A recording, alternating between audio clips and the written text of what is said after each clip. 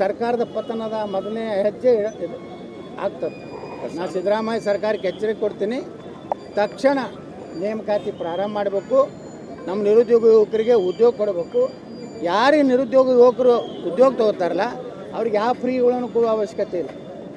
2,88,000 ಉದ್ಯೋಗಗಳನ್ನು ತುಂಬಿಟ್ರೆ 2,88,000 ಕುಟುಂಬಗಳು ಏನೋ ಅವ್ರ ಅನುಕೂಲ ಆಗ್ತದೆ. ಅಂಥವ್ರಿಗೆ ಏನು ಗ್ಯಾರಂಟಿ ಬೇಕಾಗಿಲ್ಲ. ಅಲ್ಲ, ಕಾಂಗ್ರೆಸ್ ಸರ್ಕಾರದಲ್ಲಿ ಪ್ರತಿಭಟನೆ ಮಾಡಲಿಕ್ಕೂ ಅನುಮತಿ ಕೊಡೋದು. ಹೌದು, ಅದು ಇವತ್ತು ಏನು ಹಿಂದೆ ಇಂದಿರಾ ಗಾಂಧಿ ಎಮರ್ಜೆನ್ಸಿ ತಂದಿದ್ರಲ್ಲ, ಇವತ್ತು ಸಿದ್ದರಾಮಯ್ಯನ ಎಮರ್ಜೆನ್ಸಿ ಕರ್ನಾಟಕದಲ್ಲಿ ನಡೆದಿದೆ.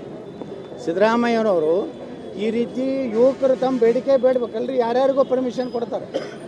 ಆದರೆ ಹುಡುಗರು ತಮ್ಮ ಈಗ ನೋಡ್ರಿ, ಅವರು ನಾವೇ ಆತ್ಮಹತ್ಯೆ ಮಾಡ್ಕೋತೀವಿ ಅನ್ನೋದು ಸ್ವಚ್ಛ ಮರಣ ಅದನ್ನು ಮಾಡ್ತೀವಿ ಅನ್ನೋಂಥ ಪರಿಸ್ಥಿತಿಗೆ ಯುವಕರು ಬಂದಾರ.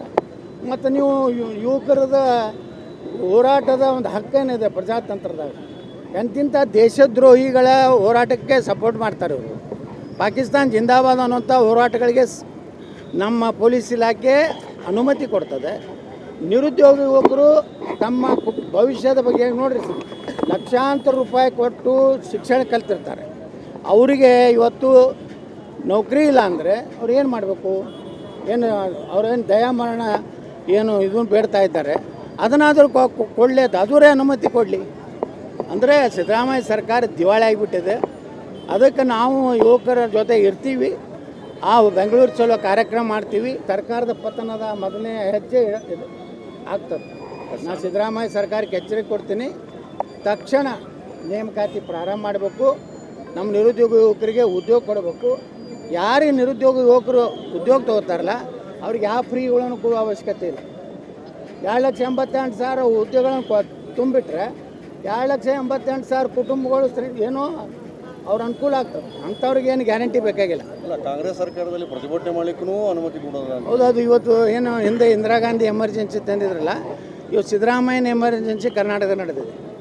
ಸಿದ್ದರಾಮಯ್ಯನವರು ಈ ರೀತಿ ಯುವಕರು ತಮ್ಮ ಬೇಡಿಕೆ ಬೇಡಬೇಕಲ್ರಿ, ಯಾರ್ಯಾರಿಗೋ ಪರ್ಮಿಷನ್ ಕೊಡ್ತಾರೆ.